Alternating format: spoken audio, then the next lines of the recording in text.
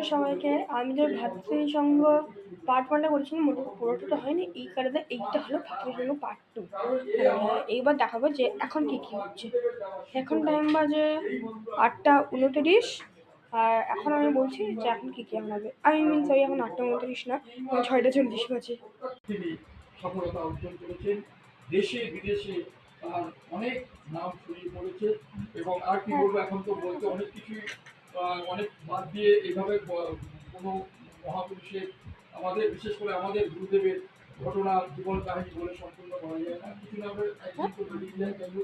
লাস্টে আমি গুরুদেবের জীবনে এই অনুরোধ প্রত্যেক ভক্ত শিষ্যের জন্য যে ভগবান, গুরু ভগবান, তুমি এই ভক্ত শিষ্যদের শেষ জীবনটা, যারা শেষ জীবনটা হচ্ছে ভাইটাল লাইফ, এই শেষ জীবনে তুমি কাউকে খেতে দাও আর না দাও, অন্তত বাতিল করে রেখো না।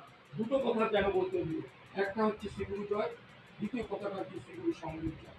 আর দ্বিতীয় অনুরোধ হচ্ছে যে যদি কোনো সুকর্ম বা কুকর্মের ফলে আবার এই মত্তধামে হতে পারি, তোমার বীজ মন্ত্রের দিকের উপরে শ্রদ্ধা রাখুন, ভক্তি রাখুন, আত্মবিশ্বাস রাখুন।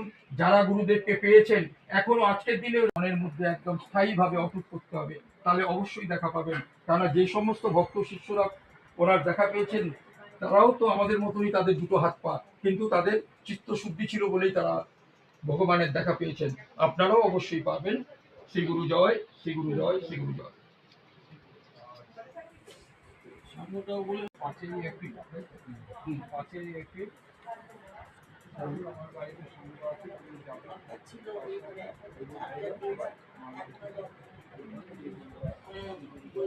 চার্জার দিয়ে দিচ্ছি।